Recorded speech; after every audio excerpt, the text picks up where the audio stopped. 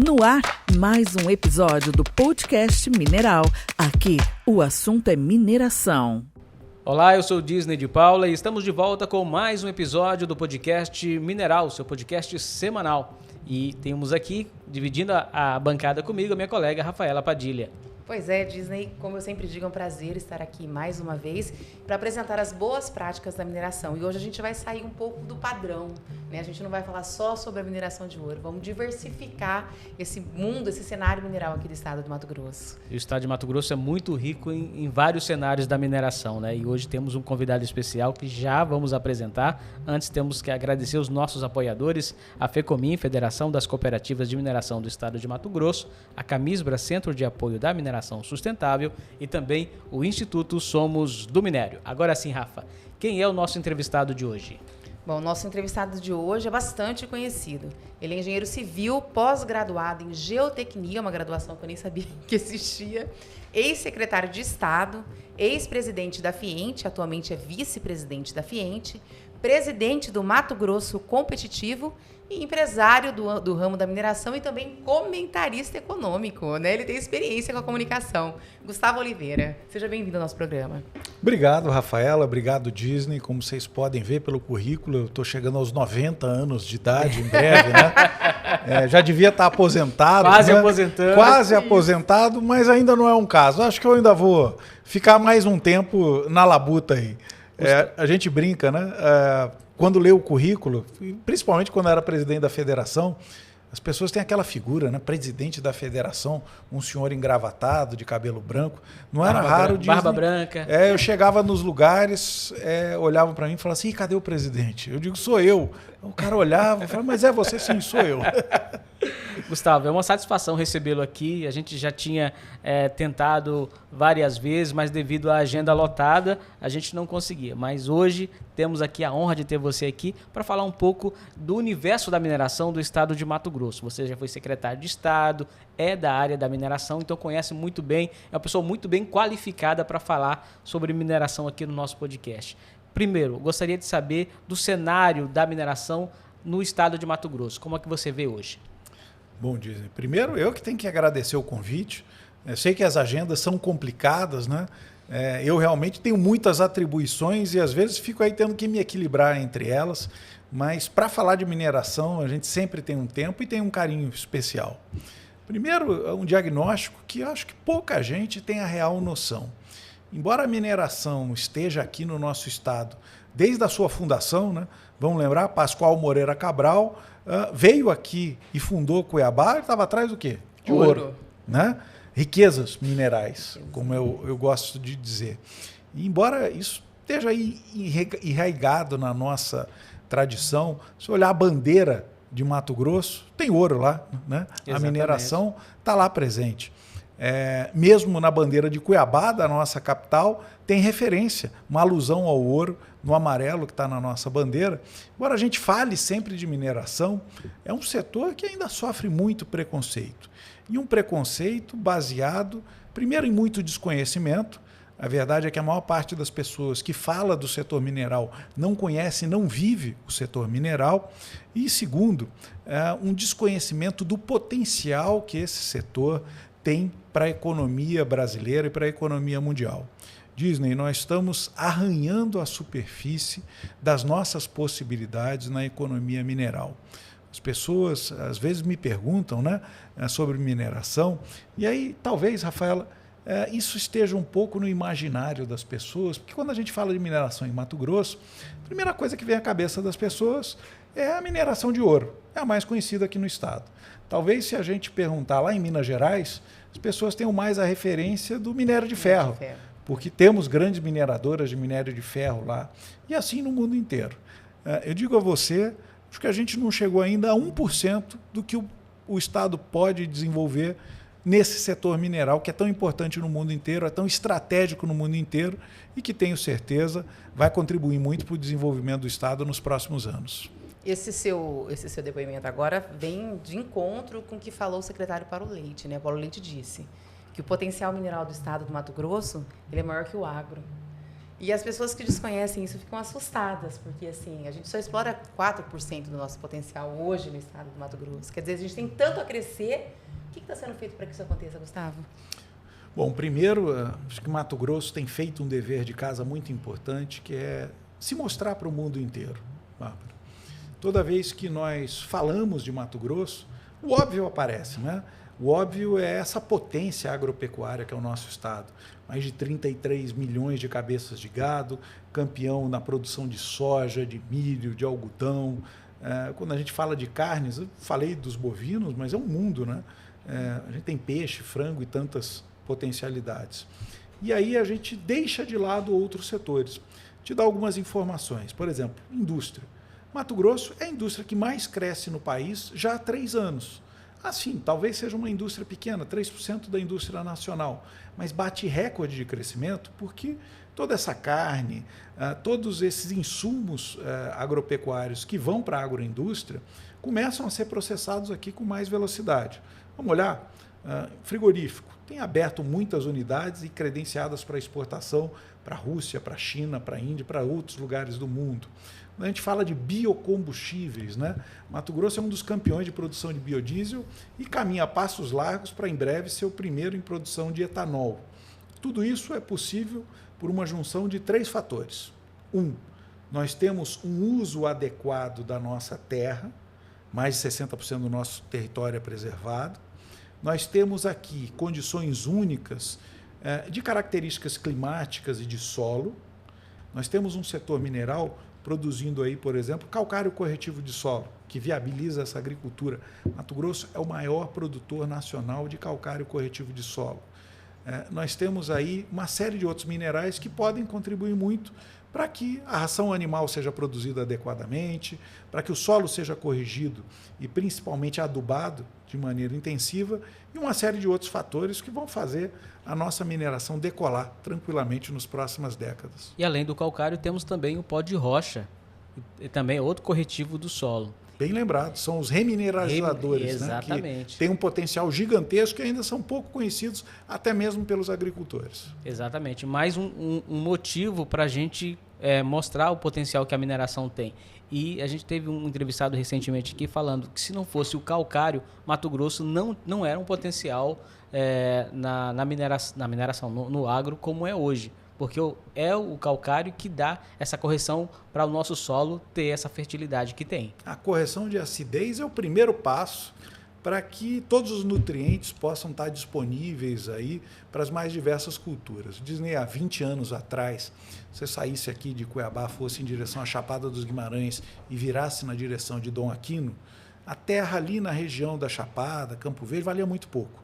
O que valiam eram as boas terras que estavam lá em Dom Aquino para a criação de gado. Só que Dom Aquino tem uma característica geológica interessante. Ali você não tem platôs. É um terreno topograficamente muito acidentado, com muitas montanhas e vales. Então, nos últimos 20, 30 anos, não deu para mecanizar a produção de nada em Dom Aquino. Continua com uma vocação importante para a produção agropecuária, mas muito focada em pasto e cultura que não precisa de mecanização. Ao contrário disso, você vem aqui para Campo Verde, Primavera, região de Chapada, as terras se valorizaram demais porque a tecnologia e o uso de minerais permitiu que o agronegócio se desenvolvesse com muita força e com isso trouxesse muita produção, muito valor agregado, mas muito desenvolvimento para toda essa região. É possível afirmar que não existe agricultura sem mineração, né, Gustavo? Não existe agricultura sem mineração e vou dizer mais a você, não existe vida sem mineração. Quando a gente fala isso para o cidadão comum, ele toma um choque, né? Mas vamos lá, se olhar uma casa fabricada, lá tem o quê? Tijolo, que é feito de argila, que vem da mineração. Concreto, que precisa de brita, precisa de areia, precisa de cimento. Vem tudo da mineração, inclusive a água utilizada para fabricar o concreto. Qualquer piso de porcelanato é de origem mineral. Cerâmicas brancas são muito valorizadas no mundo inteiro. Nós temos aqui em Mato Grosso reservas importantes de cerâmicas, de argilas brancas, que podem ser utilizadas para a fabricação de cerâmica, que ainda estão inexploradas. Qualquer atividade que você tenha humana hoje é altamente focada na utilização de minerais processados, que vão desde a casa mais básica até o mais sofisticado telefone celular, smartphone, Se olhar aquilo ali, cada smartphone desse é feito a partir de bases minerais. O carro elétrico não vai rodar se não tiver mineração. O carro elétrico não roda, como hoje também é impossível fabricar um carro sem utilizar o minério de ferro, que vai virar aço e tantos materiais compósitos para fabricar o carro como a gente conhece, ou os substitutos. As pessoas falam assim, mas o plástico vem para substituir o uso dos minerais metálicos. Concordo, plástico é feito a partir de petróleo, que está na origem da cadeia mineral. Percebe? Tem nada, não tem vida como a gente conhece, sem os minérios estarem ali para apoiar. E hoje, como é que está essa questão da política pública para incentivar esse setor que a gente observa que é um setor muito sacrificado e, de repente, até mal interpretado pela grande parte da sociedade? Olha, Disney, primeiro eu tenho visto muitos esforços para que a gente possa, de maneira um pouco mais estruturada, conversar com o setor público e com a sociedade sobre as necessidades do setor mineral. Deixa eu dar um exemplo. Aqui em Mato Grosso nós temos uma incidência gigantesca de diferentes tipos de minério, fosfato, calcário, bauxita, granitos, que podem ser utilizados até para exportação, né, na forma de pisos e outros artefatos. E eles acontecem em qualquer lugar do território. Às vezes, tem um grande valor agregado, inclusive. Imenso, né? Valor agregado.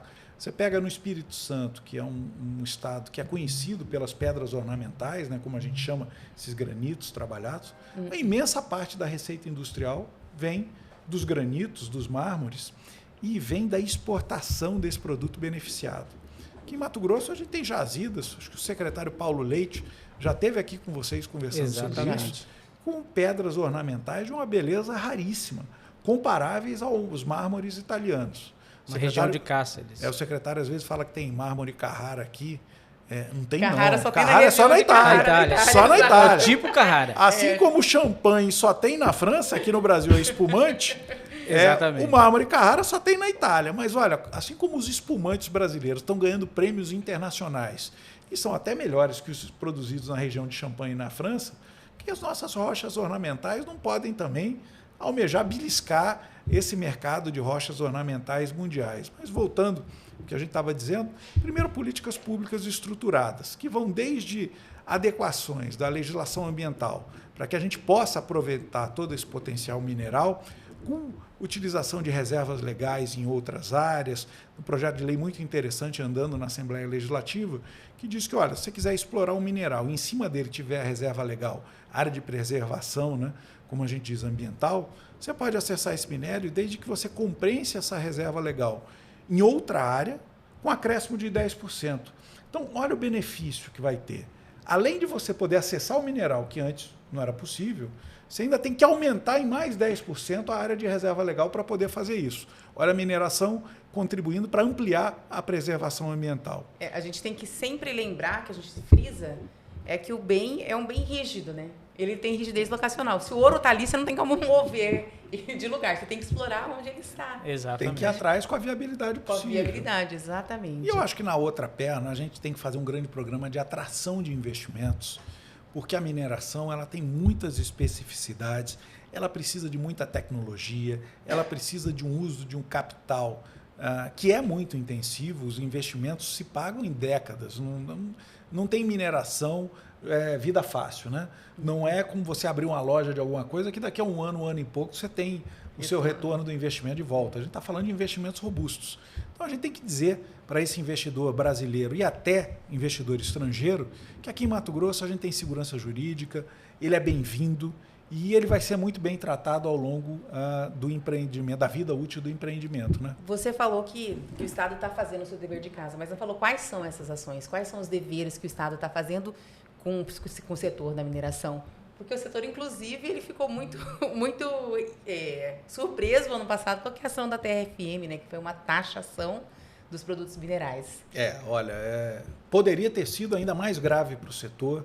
Na época eu estava na presidência da Federação das Indústrias, a gente conversou muito com a Assembleia, os deputados foram muito compreensivos para acatar, por exemplo, a ideia de que alguns bens minerais que são extraídos aqui no Estado e que já pagam ICMS, tinham que ficar de fora. Que é o caso do dessa calcário, nova da taxa. brita, da areia. Calcário, brita, areia, toda a parte de argila, né, onde você faz telha, tijolo, etc. No projeto de lei original não se falava que esses setores já recolhiam ICMS. Foi importante. Seria mais uma taxação. Seria mais uma taxação.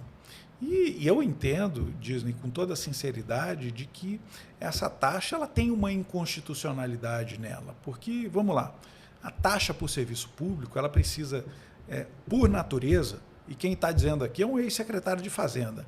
Conhece bem. Ela precisa ter uma contraprestação de serviços que justifique aquele valor. O que se criou foi um híbrido de taxa, porque tem esse nome de taxa, mas que tem toda a característica de contribuição ou de imposto. De imposto. E aí, não foi por falta de aviso. À época, eu conversei com alguns deputados, expliquei a eles que, conceitualmente, estava se criando era um imposto, não era uma taxa. Se fosse uma taxa, ela tinha que ter uma lógica muito mais voltada à área que está sendo explorada do que como foi feita, ao valor desse minério ou do valor de venda disso. Para isso, teria que ser um imposto ou uma contribuição.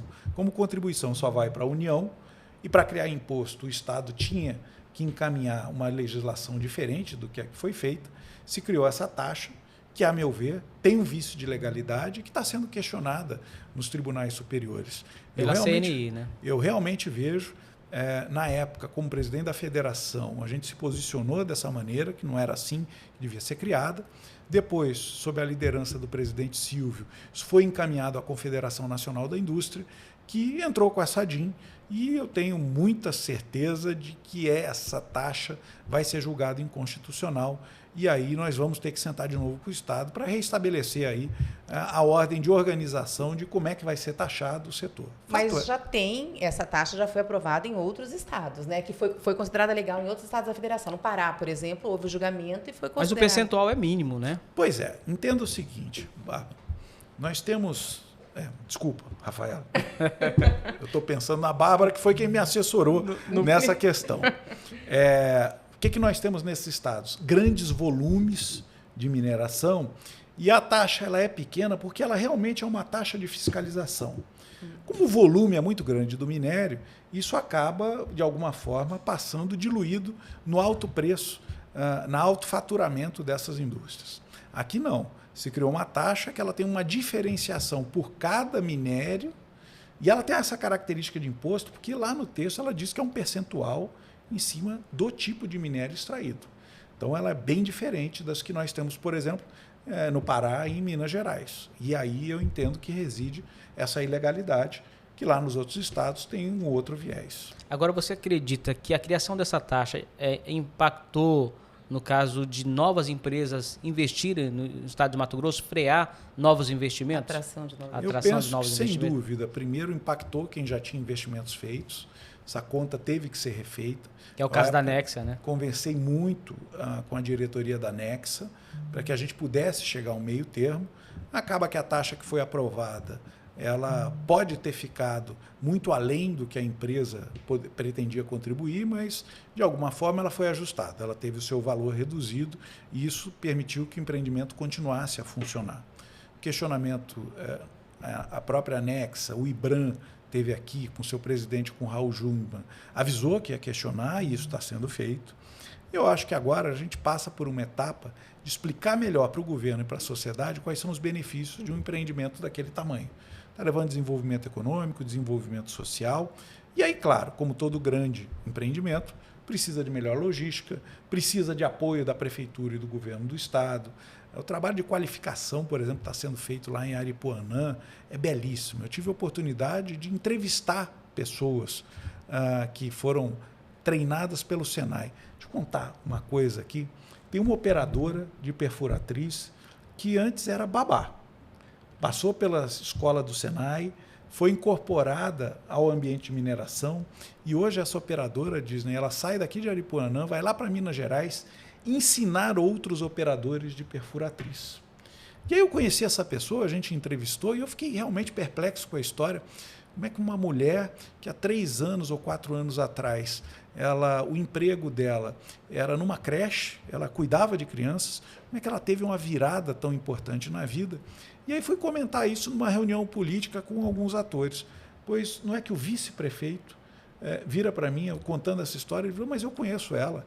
Ela, inclusive, era babá dos meus filhos. Olha só, que E no história legal. começo teve um desafio na carreira, que foi fazer essa migração de carreira, porque a vida dela era muito pacata. 5 horas da tarde, ela estava indo para casa para preparar a janta para a família.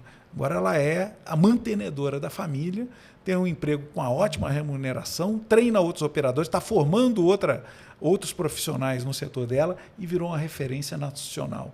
Olha quanto potencial humano tem em pessoas que, sem uma atividade como essa de mineração, jamais teriam a oportunidade de desenvolver isso. Uma outra perspectiva, né? Para quem mora em Aripuanã, a gente trouxe o Sérgio aqui, que é responsável pelo empreendimento lá, e ele falou realmente sobre essa mudança econômica, social da cidade de Aripuanã. E é importante colocar que isso está acontecendo não só em Aripuanã, em outras cidades de Mato Grosso. Quem vê a mineração como era no passado e vê hoje, como é o exemplo do norte de Mato Grosso, Peixoto e Azevedo, a mineração está trazendo outros atores para esse segmento. Por exemplo, você, na mineração do ouro, acabava o ouro e aí todo mundo embora, a cidade ficava fantasma, né? População flutuante, né? Exatamente. É o caso de social absurdo. 100 mil habitantes tinha lá na década de 80. Hoje diminuiu, tá? A metade disso. Mas a cidade vive economicamente de outros segmentos, mas também fomentados pela mineração. Hoje a mineração termina, finaliza todo o processo, refaz a correção do solo ali, aí vem a soja, vem a criação de gado. Então, significa que a mineração ela evoluiu e está trazendo com ela outros atores para fomentar a economia local, né? Olha, como a gente tem muita gente do agro aqui no estado, eles vão entender o que eu estou falando. O que acontece é que a mineração é um setor pioneiro. Ela chega antes de qualquer outra coisa, porque é isso que você falou. O minério acontece em qualquer lugar, né? Quando a boa mineração chega e ela faz um empreendimento estruturado, com visão de médio e longo prazo, tem benefício para todo mundo. Porque, primeiro, os investimentos vêm qualificação de mão de obra, vem uma melhor distribuição de renda nessas regiões. E no pós-mineração, que antes realmente, a gente precisa dizer isso, né? Muitos empreendimentos minerais deixaram buracos, deixaram vazios em regiões do país. Deixaram feridas. Até porque existia um vácuo legal. Exatamente. A obrigatoriedade de recomposição não existia, quer dizer, o cara ia lá, explorava e tchau. Não existia uma legislação para... Forte, exatamente. Questão ambiental. Se a gente fala de garimpo, quem não conhece, lembra daquelas imagens de Serra Pelada, né? Você falou no começo sobre desconhecimento, né? Que o que faz as pessoas terem esse preconceito com relação à atividade mineral é o desconhecimento da atividade, né? Exato. Porque quem vai, por exemplo, para Peixoto, vê que não existe mais bateia e mercúrio sendo jogado no rio, que as condições são contrárias, né? Aqui na Baixada Cuiabana, Poconé é um exemplo, né? As minas de Poconé, inclusive no passado e hoje também, podem servir água de boa qualidade para a população. Gente, eu fiz um dos painéis da comunicação, que foi o último, inclusive, lá na Expo Minério. E eu esqueci de falar sobre isso. Eu faço uma assessoria por uma agência reguladora de saneamento. E nós recebemos muitas reclamações com relação à falta d'água no município de Poconé, né? Porque eles têm um problema que na seca Poconé não tem água, não é insuficiente para abastecer. E a família da minha mulher é inteira de Poconé. A gente conhece essa realidade. E aí nós fomos ali no Pantanal, né? A Na porta do Pantanal. Lá, a gente fazer o trabalho em loco, porque a agência reguladora precisa ver, né? Se o problema é de fato da concessionária ou não. Quem estava abastecendo a cidade, os bairros mais altos, onde a água não conseguia chegar, porque não tinha pressão, era o garimpo. Era o garimpo do Ney. Olha o trabalho social que ele está desenvolvendo. Uma mineradora. E ninguém sabe disso. Teve uma pessoa que falou assim, não... Aqui... Isso recente, Rafa. Um mês. Olha só. A pessoa falou para uma senhora desinformada, falou assim, não, aqui só tem garimpo aqui só tem água quando o garimpo libera, porque eles represam a água. Aí o engenheiro que estava com a gente falou, não, na verdade, eles têm água que é oriunda da mineração, que mina, e eles fornecem gratuitamente para a população de Poconé. Pois é, e aí, quando as empresas fazem isso, aliás, quando as empresas fazem qualquer trabalho social, a população tem uma visão de, está fazendo isso porque está com a consciência pesada, está fazendo isso porque está devendo. Exatamente. Vou dizer um negócio a você, um empresário moderno, ele olha para a empresa dele e ele entende que ela se relaciona com a comunidade inteira, com tudo que existe ao seu redor. Esse empresário ele se preocupa sim com a saúde dos seus profissionais, dos seus colaboradores, porque ele sabe que se esse sujeito não tiver saúde, ou se ele tiver um problema de saúde na família dele, que seja, ele não vai trabalhar direito, ele não vai ter boa performance. ele se preocupa com a comunidade ao redor, porque se você tem uma atividade econômica, em um bolsão de pobreza, em um bolsão que às vezes é negligenciado pelo poder público, a incidência de violência, a incidência de problemas sociais e de uma série de outros fatores acaba prejudicando o negócio dele. Então, eu digo isso, o empresário de qualquer área, ele é o primeiro preocupado com como é que é o desenvolvimento social na região onde ele está atuando. Em regiões onde tem mais prosperidade, as pessoas trabalham melhor, são mais produtivas e, com isso, qualquer empresa é mais lucrativa. O contrário disso acontece em lugares abandonados, né? E é um propagador, né? A pessoa que está lá, que é beneficiada com a atividade, que foi qualificada, ele vai propagar as boas práticas, vai se tornar um reprodutor. Falar, não, garimpo é bom, um defensor da atividade. Daquela atividade. Mas a gente estava falando da questão de projetos logísticos para a mineração no estado de Mato Grosso. Quais são os projetos que estão aí em desenvolvimento, Gustavo? Bom, primeiro, porque esse é o único estado onde a gente fala sobre 3 ferrovias chegando ao meio do estado, né? Para quem não sabe, a Rumo, que opera hoje em Rondonópolis, está estendendo os seus trilhos. Vai ter um ramal vindo para Cuiabá, mas vai estender o tronco principal até Nova Mutum, passando ali pela região de Campo Verde e Primavera, até Nova Mutum, chegando a Lucas do Rio Verde, aonde também se fala da chegada da Ferrogrão, que a princípio liga Sinop a Miritituba, no Pará, mas que tem uma previsão de extensão também até Lucas do Rio Verde, que também pode receber a FICO, a Ferrovia de Integração do Centro-Oeste, que vai ligar ali a região de Mara Rosa, no Tocantins, até Lucas do Rio Verde. Com isso, nós abrimos as portas de Mato Grosso cada vez mais para a exportação de minérios de grande volume. Por que a gente precisa dizer isso? Porque mineração é logística, gente. Não existe mineração sem a tratativa logística. Vamos olhar para Minas Gerais? Por que se desenvolveu tanto o minério de ferro ali em Minas Gerais, como também no Pará? Porque existem ferrovias e portos para escoar essa produção. A mineração de grande volume, principalmente, ela precisa dessas alternativas logísticas para o minério chegar ao seu destino de maneira mais competitiva. Olha, o minério de ferro brasileiro atravessa o mundo e chega na Ásia, lá na China, na Austrália. Os australianos estão do lado da China e não conseguem fornecer um minério tão competitivo e de tão boa qualidade para siderúrgicas chinesas como o Brasil. Por isso que a Vale é uma grande empresa mundial, uma das maiores do mundo, e vai tão longe. E aí eu acho que, além dessa questão das ferrovias, que são estruturantes, a gente tem um potencial muito grande ali para a hidrovia Paraguai-Paraná, a partir de Cáceres, porque, vamos lembrar, em Cáceres já chega o gás. Em Cáceres, nós temos a instalação da Zona de Processamento para Exportação de Mato Grosso, dizem ZPE de Cáceres, mas ela é ZPE de Mato Grosso em Cáceres. Onde a gente pode ali, por exemplo, essa questão das rochas ornamentais que tem na região, transformar ali num polo de beneficiamento e ir direto para a exportação. Pegou a hidrovia, você sai lá na Foz do Paraguai-Paraná, lá na Argentina. Você pode também ter a exportação de ureia. A partir do gás, você pode juntar fosfato e tantos outros bens minerais para começar a ter uma produção de mais valor agregado. Uma parte disso fica aqui em Mato Grosso. Grande parte, na verdade, né? E outra parte pode ser exportada. E nas EPE, Disney, pouca gente sabe disso.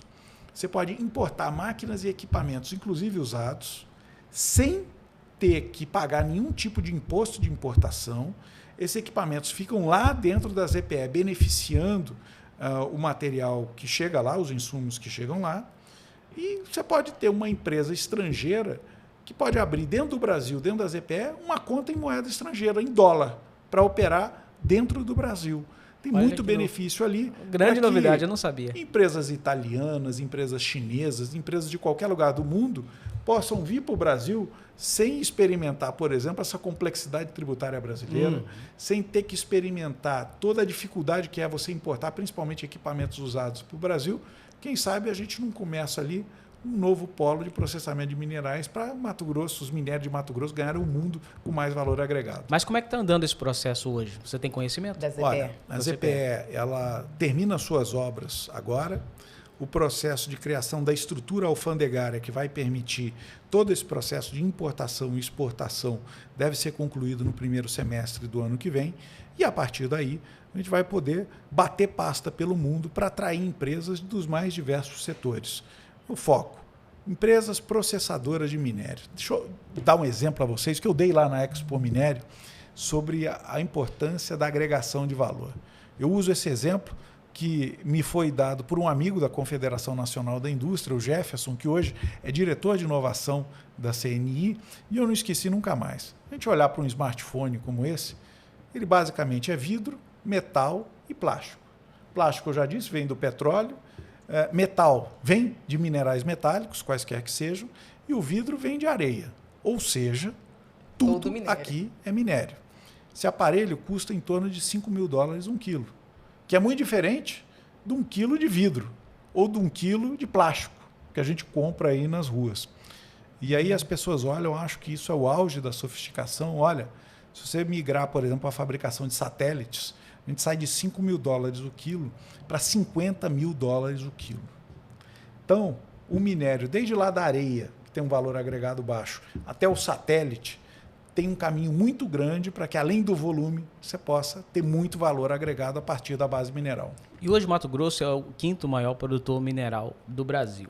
Um dado que a ANM divulgou, de 2010 a 2022, houve uma expressiva elevação da produção mineral no estado de Mato Grosso, de 500 milhões, né, que o Mato Grosso tinha de produção, para 6,8 bilhões, com B de bola. Olha só.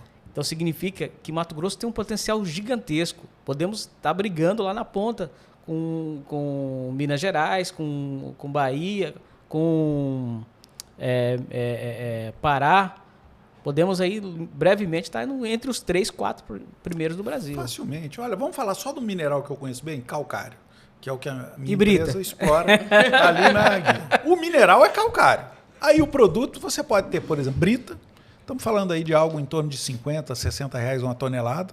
Calcário corretivo de solo, a gente já está falando de R$100 uma tonelada. A gente pode falar de cimento, que é feito a partir do calcário. Tem gente que não sabe disso. Nós já estamos chegando aí a R$600, R$700 uma tonelada. Olha só. E a partir do cimento, da brita, da areia industrial e tantos outros, a gente pode entregar prédios inteiros. O metro quadrado de construção aqui está em torno de R$8.000 um metro quadrado. Olha só quanta agregação de valor a gente pode ter a partir de um único minério. Estou falando só de calcário. E estou falando só de coisas que a gente conhece no dia a dia que começam a agregar valor no minério.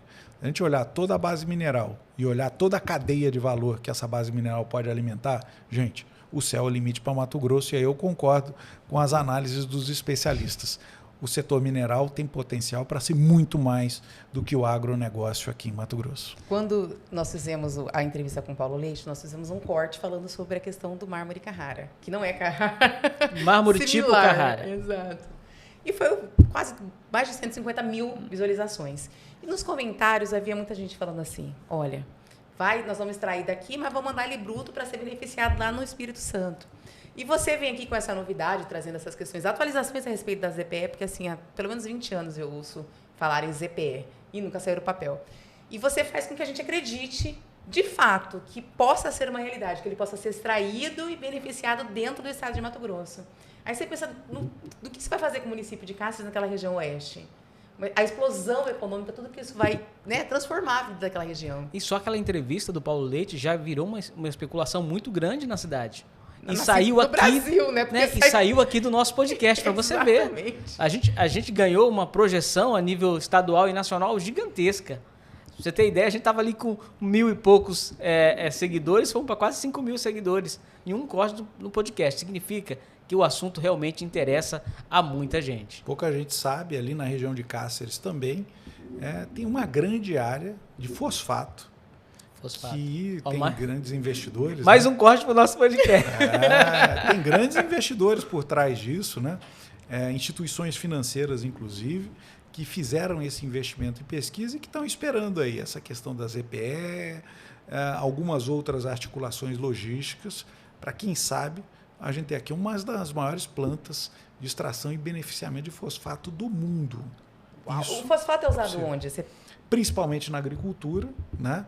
É um mineral de muito interesse do setor agrícola e que, com essa questão da guerra da Ucrânia e da Rússia, tem uma escassez mundial muito grande. Então, talvez Para mim, essa planta já poderia ser viabilizada só com o consumo que existe aqui em Mato Grosso e nos estados vizinhos, Goiás e Mato Grosso do Sul. Você calcula se isso pudesse ser exportado para outros países, o potencial cresce gigantescamente. Então, gente, tem muita coisa que pode acontecer, que depende de investimento externo, depende de políticas públicas, mas que é possível. É só ter vontade política e, principalmente, atração de investimentos aqui para o Estado. Para esse projeto entrar em funcionamento, tem uma previsão já? Vocês conhecem? Ainda não há a decisão de investir. Esse é um dos projetos que a gente brinca, né? Dizem, no mundo existem muitas possibilidades para qualquer área. Sai um pouco do setor mineral, vamos falar de celulose. Existem no Brasil 4 ou 5 plantas de celulose de déficit. Isso quer dizer que os investidores da área, os grandes players, estão procurando bons projetos. Um dos melhores está aqui na região de Alto Araguaia, onde tem a ferrovia, tem um terminal ferroviário, então a logística é facilitada. Tem muita água do próprio Rio Araguaia. Tem uma plantação gigantesca vegetal de reflorestamento de eucalipto, que serve como base para produzir isso. E tem um empreendedor que desenhou isso. O mais conhecido investidor é o Gilberto Gauner, que já foi senador aqui por Mato Grosso, e que tem esse projeto embaixo do braço. O que ele está precisando nesse momento? Ele já tem investidores interessados em botar o dinheiro, nós estamos falando de quase 10 bilhões de reais de investimento, é muita grana. É muito dinheiro. E a última vez que eu falei com ele estava articulando quem seria o operador, quem é o especialista que ia pegar esse recurso, pegar tudo que tem lá na região e montar essa fábrica de celulose. Olha, a gente pode estar perto aí de ter algo que Mato Grosso do Sul tem ali na região de Três Lagoas e que faz muito bem para o Estado. Olha a água lá de novo, um bem mineral, olha toda a cadeia que vai ser movimentada em torno de um empreendimento desse, de 10 bilhões de reais. Não é pouca coisa, gente. Eu queria que você falasse sobre a atração de investimentos para beneficiamento de minérios no Estado e quais indústrias de minérios que nós temos aí no Estado. Por exemplo, o ouro. O ouro que a gente tira aqui no Estado é quase todo para exportação, né? Não existe indústria de ouro, de beneficiamento de ouro dentro do Estado do Mato Grosso. Então, vamos lá. A indústria mundial, ela procura fornecedores de alta qualidade e altamente competitivos. Se nós exportamos o nosso ouro, é porque nós somos competitivos mundialmente. A falta de inteligência, para não dizer aquele outro nome, né? Burrice, tá quando a gente, por exemplo, pega a nossa carne, manda para a China, para ela ser industrializada, reembalada lá e aí atingir valores maiores. Tá quando a gente pega a nossa soja, o nosso milho, o nosso algodão, e ao invés de industrializar aqui e brigar pelos melhores mercados, a gente usa esse potencial para servir de base para outras indústrias. Então, isso que acontece no agro, gente, acontece também com ouro e acontece com outros metais. Para desenvolver essa cadeia, que é uma cadeia que, primeiro, gera muita riqueza no mundo inteiro, nós precisamos, além da produção do ouro que a gente já tem com folga, desenvolver aqui joalheiros, desenvolver designers, desenvolver marcas, porque no mundo do luxo, o mercado do luxo, o que a gente precisa é de boas marcas para potencializar esse valor. E a atração desses investimentos para cá passa por políticas públicas, passa por facilitação, porque, vamos lá, né?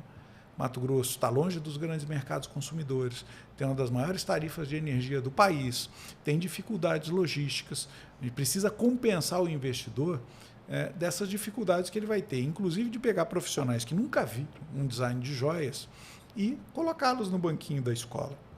Agora, se a gente fizer isso, agregado às pedras que nós temos, que são lindíssimas, quem conhece a produção de rochas ornamentais e de rochas para joalheria no estado de Mato Grosso, fica absolutamente encantado. O potencial que isso tem de geração de emprego, de desenvolvimento social, de redução de desigualdade é gigantesco. Acho que o que falta nesse momento é realmente uma liderança para o setor mineral, para que a gente possa conversar com esses investidores de fora e conversar com o governo, com prefeituras, com os atores aqui dentro, para dizer, olha, tem gente querendo vir para cá, vamos receber bem esses caras. Mas você já é uma liderança que Nata, soma com né? isso, nata. E agora recentemente assumiu mais uma área da mineração na CNI. Acabou de receber essa incumbência. Aqui durante o podcast, gravando aqui, recebeu no celular. 20 minutos antes de chegar aqui para gravar, o presidente Silvio entrou em contato comigo, me pediu para indicar alguém para representar a Fiente nesse Conselho de Mineração que tem lá na CNI, que é presidido pelo Sandro Mabel, ex-deputado e hoje presidente da Federação de Goiás. Eu indiquei 2 nomes a ele virou para mim e falou, será que não dá para ser você, não? Eu disse que em nome da mineração eu aceito. Então a gente vai lá conversar bastante, desenvolver o setor mineral aqui de Mato Grosso. Deixa eu dar outro spoiler para vocês. Adoramos. Spoiler com a gente. Em breve, o governador Mauro Mendes vai anunciar, deixa ele dizer qual é essa iniciativa, mas uma importante iniciativa para atração de investimentos aqui em Mato Grosso. Estou falando a gente ir a São Paulo, ir a Brasília, não. O governador vai anunciar uma iniciativa fantástica, que ele principalmente idealizou junto com os presidentes de federação nessa viagem recente que eles fizeram à China e à Índia, para a gente ter aqui uma nova entidade para atração de investimentos do mundo inteiro aqui para Mato Grosso. Algo como tem em São Paulo a Investe São Paulo, que é uma agência de promoção de investimentos. Em breve, a gente vai ter algo parecido aqui em Mato Grosso. E olha, estou ansioso por essa notícia, porque aí sim, a gente vai de igual para igual conversar com o empresário, porque o empresário quer conversar com o empresário. Ele quer conhecer o governador, quer conhecer o prefeito, o deputado, mas ele quer conversar com o empresário. E aí a gente vai ter empresários aqui falando bem para os empresários de fora. Pode vir aqui para Mato Grosso investir, que aqui você vai ter resultado. Olha que coisa bacana. Pronto, você já deu 2 furos. 2 furos aqui. 2 cortes no nosso podcast. 2 bons cortes, né, Disney? Empresário falando com o empresário fica mais fácil, porque todo mundo conhece o setor, né? Linguagem. A linguagem é mais fácil de entendimento. E a questão da reforma tributária, de que forma ela vai impactar a mineração no Mato Grosso e no Brasil? Olha, primeiro a gente está muito preocupado com esse encaminhamento que foi dado para a reforma tributária. Porque se de um lado ela veio para simplificar, reduzindo 5 tributos e contribuições a apenas 2, ela traz no texto que foi aprovado pelo Senado, que vai ser votado de novo na Câmara, alguns elementos muito preocupantes. Primeiro, a possibilidade dos estados criarem taxas, como nós temos aqui, por exemplo, a taxa de mineração, como nós temos FETAB e outras taxas que existem em cada estado. Isso quer dizer que, apesar de você ter uma legislação única, como se pretende com a reforma tributária, para os 27 estados, cada um deles vai poder criar outros mecanismos tributários. Ou seja, a gente pode continuar com o manicômio tributário que existe hoje, onde a empresa que opera em 2, 3 estados tem 2, 3 sistemas de apuração completamente diferentes. As outras preocupações são que lá se fala muito, por exemplo, em desoneração de bens essenciais e no chamado imposto do pecado, que é uma sobretaxa para produtos e principalmente tudo aquilo que de alguma forma faz mal à saúde ou ao meio ambiente. Olha, Disney, isso é um conceito muito vago.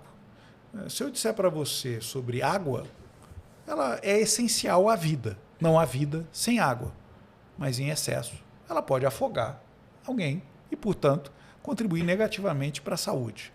Como é que vai ficar a questão dos bens minerais? Eles vão ser vistos pelo legislador no futuro, porque isso vai estar gravado na Constituição brasileira como algo essencial à vida como nós conhecemos, que é o que eu disse aqui, não existe vida no mundo moderno sem mineração, ou vai ser visto pelo viés de que para minerar você tem que de alguma forma remover cobertura vegetal e etc, e por isso merece esse tal imposto do pecado, o nome técnico é um imposto seletivo.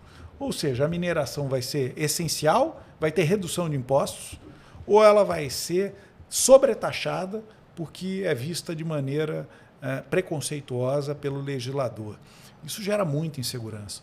Tem muitos investimentos do setor mineral que estão esperando a aprovação desse texto constitucional.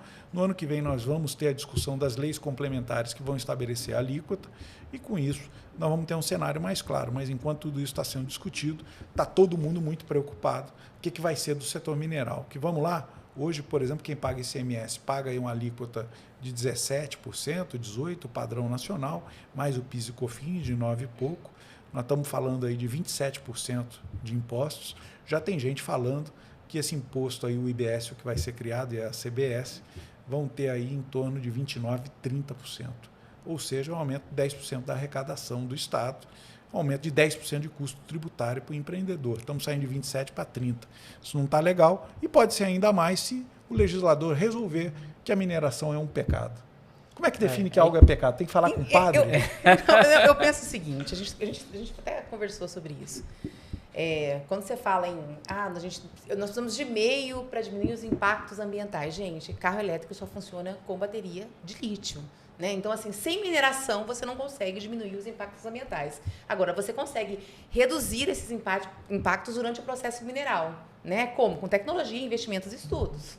Agora, quem vai definir? Gustavo, o problema disso tudo, que a gente sempre fala, é um problema muito sério. A mineração é uma atividade muito antiga, mas que nunca teve representatividade política. Hoje, a Câmara Federal tem a FEPEMIN, que é a Frente Parlamentar da Mineração Sustentável, mas, assim, é a primeira vez que é criada uma frente parlamentar para a mineração. Poxa, uma atividade tão antiga e tão essencial não tem representatividade política? O Conselho de Mineração da CNI foi criado há cerca de 2 anos.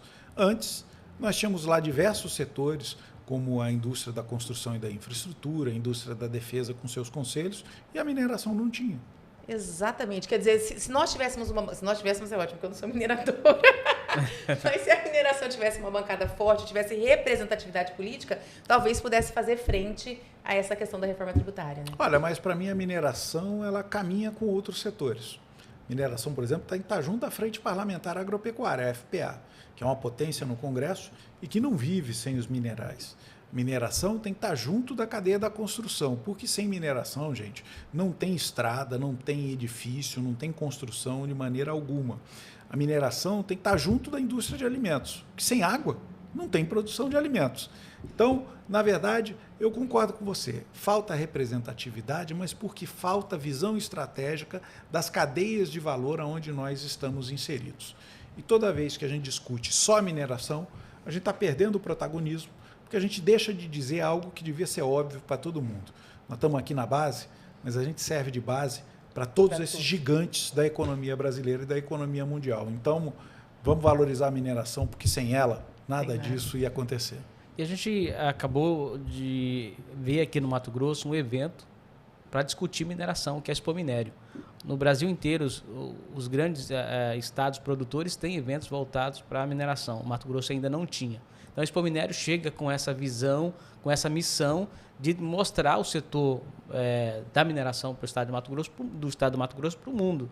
E esse tipo de discussão é importante porque se leva ao conhecimento da sociedade, principalmente através da mídia, que acho que a mineração do Mato Grosso nunca teve tanta exposição como teve durante a semana ali da Expo Minério, para que as pessoas realmente conheçam, até os políticos que participaram do evento também possam se aproximar um pouco mais dos atores da mineração para trazer política pública que possa realmente ir de encontro a esse setor. E engraçado, né? A Expo Minério acontece algumas semanas depois da gente ter sediado aqui em Mato Grosso o Encontro Nacional dos Produtores de Calcário. Os produtores do Brasil inteiro vieram aqui, porque aqui é o estado que mais produz calcário corretivo de solo do Brasil. E o Brasil, gente, que assim os estudos mostram que se toda a necessidade de produção de calcário fosse atendida, nós teríamos hoje um déficit no país de mais de 25 milhões de toneladas por ano de produção de calcário agrícola. Por que esse calcário não é comprado e não é utilizado pelo agricultor? Porque faltam estudos técnicos para mostrar que, ao invés de 2, 3 toneladas por hectare, esse produtor pode se beneficiar muito mais, jogar 4, 5 toneladas. E esses estudos foram divulgados no Encontro Nacional para o Brasil inteiro, com ótima repercussão. Algumas semanas depois, a gente tem a Expo Minério, que provocou debates muito interessantes e que está sendo protagonista de muito mais do que um movimento defensivo ou de reação. Está sendo um movimento propositivo do setor mineral, para que se proponham novas políticas públicas, que se entendam as necessidades do setor e o potencial que ele tem. E olha, ela veio num momento muito importante. A gente está vendo aí, principalmente operações policiais, com empresas que, me desculpem, né? Se elas cometeram algum crime, essas empresas e as pessoas que gerenciam essas empresas, que se punam essas pessoas. Nós não podemos punir um setor inteiro, no país inteiro, tornar todo mundo criminoso, sem que haja uma clara e objetiva responsabilização de quem cometeu que ato ilícito. Não pode jogar todo mundo na ilegalidade e na criminalidade, porque há uma suspeita, uma investigação de que algo possa ter sido feito. Para terminar, eu acho que a gente corre um risco muito grande quando a gente confunde articulações políticas e principalmente o uso político dessas operações policiais com o que realmente, de fato, acontece no setor mineral. Gente, quantas vezes nós já vimos aí empresários, pessoas, foram capa de jornal, foram denunciadas, inclusive, pelo Ministério Público, sofreram processos judiciais e depois de 8, 10 anos, essas pessoas são inocentadas. A biografia já foi embora, a empresa já quebrou, já deixou um passivo gigantesco ambiental e econômico para muita gente e, infelizmente, depois que se prova a inocência, tudo isso já foi perdido. Eu acho que a gente precisa tocar nesse ponto claramente. Se existem ilícitos, isso tem que ser apurado, os responsáveis têm que ser punidos, mas você não pode punir o setor inteiro porque supostamente alguma coisa foi feita de errado por alguém. Exatamente. Agora, eu tenho uma pergunta para fazer para você a respeito desse setor. Como é que você foi inserido? Como é que você conheceu o setor? Você veja como são as coisas, dizem. Minha avó, que nasceu aqui em Cuiabá, em Mato Grosso, ela sempre foi empreendedora. Minha avó foi uma das primeiras diretoras do que hoje é o Hospital Geral, aqui em Cuiabá. Transportava doentes no carro dela, fazia sempre muitas coisas. Sempre esteve ao lado do meu avô, que veio aqui para Mato Grosso para construir estradas. E lá pela década de 1950, meados da década de 1950, ela compra um sítio ali na região da Guia que tinha uma produção de cal artesanal, com lenha, com rochas tiradas dessa jazida e que fazia cal artesanalmente. Ela contava para mim, Disney, que tinha mês que a venda do cal não dava para pagar o salário de todo mundo. Eles catavam caju e vinham vender caju na feira para completar a renda da turma. E desse pequeno empreendimento, na década de 50, hoje a gente tem a Brita Guia, uma empresa que vai fazer 65 anos no ano que vem e que meus avós fizeram algo muito esperto da parte deles comigo. Me levavam para passar férias lá com 6, 7 anos de idade. Eu fui me apaixonando por minério. Olha a raiz, né? Eu hoje ando pelo mundo, minha mulher diz que eu sou maluco, Priscila fala que eu sou maluco. Eu olho pela janela do avião, aí de repente eu estou olhando assim para baixo quando a gente está viajando. Ela, o que você viu aí? Já sei, uma pedreira. Eu digo, estou olhando aqui. Olha que interessante essa aqui. Ela diz que eu sou o maluco da pedreira pelo mundo. Sou mesmo. Olha que bacana, né? É uma raiz, né? E você deu continuidade. Eu sou filho de garimpeiro, a Rafaela, a família dela via para Mato Grosso através da mineração também. Então temos algo em comum aqui. Somos bandeirantes modernos. Bandeirantes modernos. Parte da minha família. Porque eu sou a única cuiabana, eu sou descendente de Augusto Leverger Correia da Costa. Cuiabana nada. Olha cara. só. Ribeirinhas do Mimoso. Tem pedigree, hein? Tem pedigree, hein? Eu até digo que somos hoje ativistas da mineração. E você estava falando com relação a isso, eu tenho um posicionamento muito claro com relação à mineração. Quando eu estou aqui, eu não estou para defender grandes empresários. Mas é porque esses grandes empresários geram emprego, geram renda e a gama de trabalhadores que eles sustentam, porque a gente conhece o setor mineral, a gente conhece essas cidades que dependem da mineração, é muito grande. Então, é necessário que os governos olhem para essas pessoas que trabalham, que conheçam o perfil do minerador, do garimpeiro, que é quem está lá na ponta.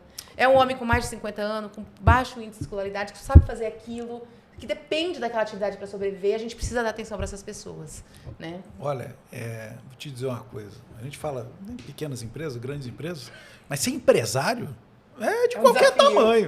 E talvez ser pequeno empresário seja ainda mais desafiador do que o grande, né? Exatamente. O sujeito não tem acesso a crédito, aquela dificuldade toda e tal.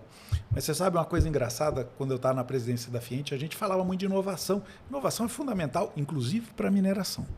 Mas a gente foi conhecer esse ambiente das startups. Inclusive startups em Minas Gerais que inovam muito para a área de mineração. Mas eu fui relatar para um amigo meu o que era esse negócio de startup. Eu disse, olha, o negócio é o seguinte, eles acreditam numa ideia, vão atrás dessa ideia, com pouco dinheiro, com muita dificuldade, trabalham dia e noite, não tem um salário fixo. Talvez, no final, eles tenham uma remuneração se o resultado vier. Se não vier, ele tem que derrubar aquilo e começar de novo, tal, não sei o que. Esse amigo meu virou para mim e falou assim, é mais ou menos como ser agricultor. E não é? Ué. Trabalha de sol a sol, não tem certeza do resultado, luta contra um ambiente que não lhe é favorável. Então, a realidade do garimpeiro, a realidade do pequeno agricultor, a realidade desse pessoal, dessa garotada da startup é a mesma. Tem que brigar para ter resultado. E isso muda muito a cabeça da pessoa. Porque quando você trabalha e só ganha se tiver resultado, você faz o resultado acontecer.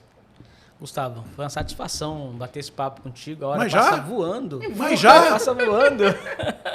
Deixa eu mandar um abraço. Com certeza. Quarta-feira de manhã eu faço um quadro na CBN Cuiabá que chama CBN Economia. Estou lá com o Pedro Panoc, com o Pedro Damasceno e com a Camila Ribeiro, que me chama de engolidor de rádio. Um abraço para eles que recebeu a gente dias atrás aí de braços abertos. Nós vamos falar do podcast lá e já vou mandar um abraço para todos eles que me chamam de engolidor de rádio lá. Então é verdade, gente. Aqui 40 minutos passaram assim, talvez porque eu tenha engolido o podcast. Agora, eu quero que você me diga que além de engolidor de rádio, eu também sou engolidor de podcast. Pronto. Claro. E outra, você já está convidado. Já deixa um espaço na agenda para 2024 voltar aqui no nosso podcast. Combinado, mas só depois da Expo Minério 2024. Não pode ser depois, né? Porque a Expo Minério 2024 vai vir lá em novembro. A gente quer você um pouco antes. Tá já bom. Na preparação da Expo Minério. A gente acerta as datas.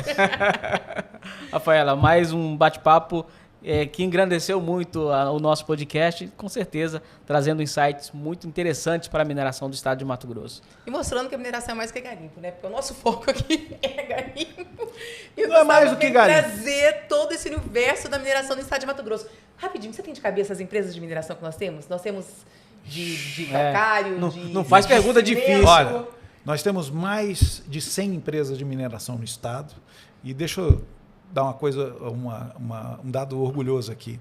A empresa essa que minha avó criou na década de 1950 é uma das 15 mais antigas do estado. Um dos 15 CNPJs mais antigos. Só ir lá na junta comercial Brita e Guia. achar. Tá lá. E olha, a gente fala assim, mineração é mais do que garimpo.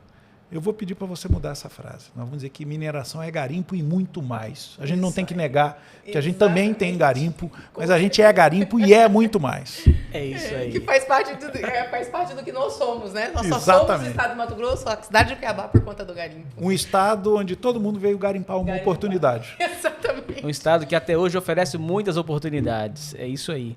A terra que emana leite, mel e muita mineração. E a gente agradece aqui os nossos patrocinadores, a FECOMIN, que é a Federação das Cooperativas de Mineração do Estado de Mato Grosso, a Camisbra, Centro de Apoio da Mineração Sustentável, e o Instituto Somos do Minério. E aqui a gente fala de mineração, sabe por quê? Porque mineração é essencial. Muito obrigado pela sua audiência e até o próximo podcast Mineral.